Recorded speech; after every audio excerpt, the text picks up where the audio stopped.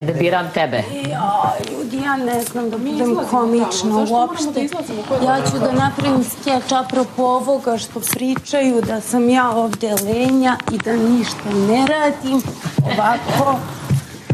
Svi znamo da je evolucijom, znači od majmuna nastao čovek, jel tako? On se dizao, radio svašta tu i nastao je čovek.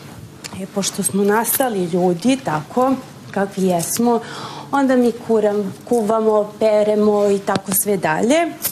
I apropo toga, ovako kaže, a ja ovako sedim, ležim, ovde zamislite more, talase, imam dugu slamku i pijem koktel. I apropo toga kaže, rad je stvorio čoveka, a ne rad gospodina. Bravo!